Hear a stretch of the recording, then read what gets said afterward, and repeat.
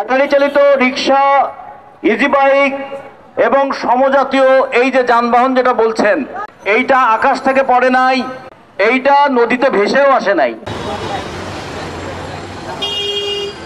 একদিকে বিদ্যুতের সঠিক ব্যবহারের মধ্যে দিয়ে রাষ্ট্রের অর্থনৈতিক উন্নয়ন এবং বর্তমান সরকারের যে ঘোষণা কার্বন নিঃসরণকে কমিয়ে পরিবেশ বান্ধব যে উৎপাদন ব্যবস্থা সেটাকে উৎসাহিত করার যে জায়গা, সেই জায়গাতেও এই ব্যাটারি রিক্সা একটি পরিবেশ বান্ধব যে পরিবহন সেই ব্যবস্থাকে উৎসাহিত করছে। ফলে রাষ্ট্র যে গোলের কথা বলছে, রাষ্ট্র যে উন্নয়নের কথা বলছে, তার সাথে সামঞ্জস্যপূর্ণ কাজ করার পরেও যখন আমাদের উপর বাধা দেওয়া হচ্ছে, আমাদের উপর নিপীড়ন চালানো হচ্ছে, অন্যায়ভাবে আমাদের রিক্সাকে কেড়ে নেওয়া হচ্ছে, আটক করা হচ্ছে, ব্যাটারি খুলে নেওয়া হচ্ছে, তখন বুঝতে হবে ডাল মে কুচ কালা হে। এখানে সেরকম কোন ব্যবস্থা আছে যে ব্যবস্থার জন্য আমাদের এই নিপীড়ন, এবং সেই ব্যবস্থাটি হচ্ছে অন্যায়, চাঁদাবাজ। সেই চাঁদাবাজদের যে চাঁদা গ্রহণ করার যে প্রক্রিয়া সেটিকে অব্যাহত রাখা, এবং তার মধ্যে দুঃখ হলেও কষ্ট হলেও এটি বলতে হচ্ছে তার মধ্যে আইন শৃঙ্খলা রক্ষাকারী বাহিনীরও কিছু অসৎ সদস্য তারা জড়িত।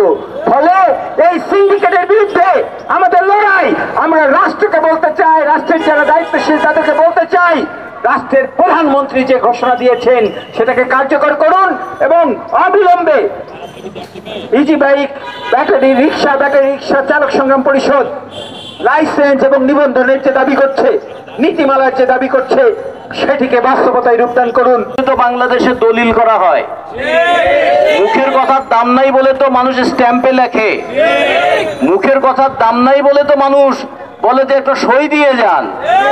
ফলে প্রধানমন্ত্রী যখন বলেছেন, আমরা বলি আপনার কথাকে আমরা সম্মান করি, কিন্তু অত বেশি বিশ্বাস করতে পারি নাই, কারণ এই মুখের কথা যে কখন উল্টে যাবে তার কোনো ঠিক ঠিকানা নাই।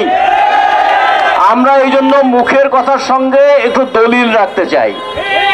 আজকে এই দলিলের অংশ হিসেবে আমরা সড়ক পরিবহন এবং সেতুমন্ত্রীর কাছে আমাদের দাবিগুলো জানাতে চাই। এই দাবি নিয়ে আমরা 12 বছর ধরে রাস্তায় আছি। ব্যাটারি চালিত রিক্সা, ইজি বাইক এবং সমজাতীয় এই যে যানবাহন যেটা বলছেন, এইটা আকাশ থেকে পড়ে নাই, এইটা নদীতে ভেসেও আসে নাই।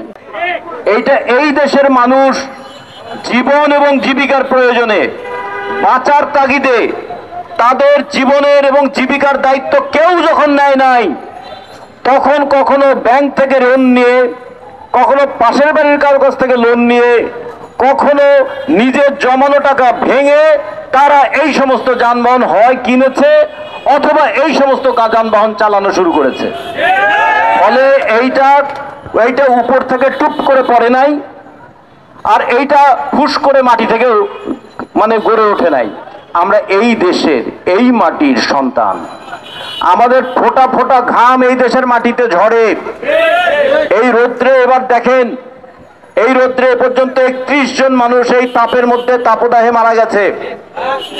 তার মধ্যে অর্ধেকের মতন হচ্ছে রিক্সা চালক, আর বাকি যারা, তাদের মধ্যে 10 জন মারা গেছে জমিতে ক্ষেতের কাজ করতে গিয়ে।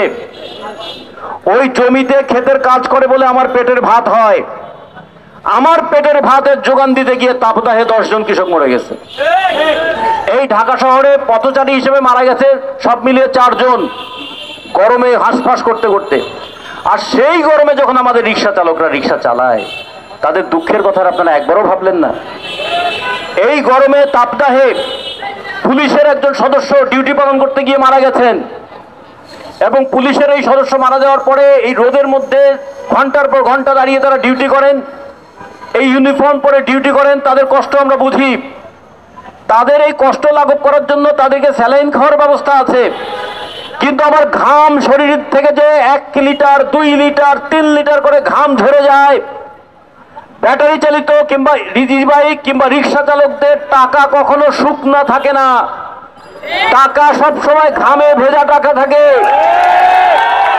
গায়ের ঘাম, মাথার ঘাম, কোমরের ঘাম, এই ঘাম ঝরিয়ে আমাদের যে ফোটায় ফোটায় 1-2 করে টাকা রোজগার করি, রেকার লাগায় আপনি সেখানে 1200 টাকা জরিমানা নিয়ে যাবেন।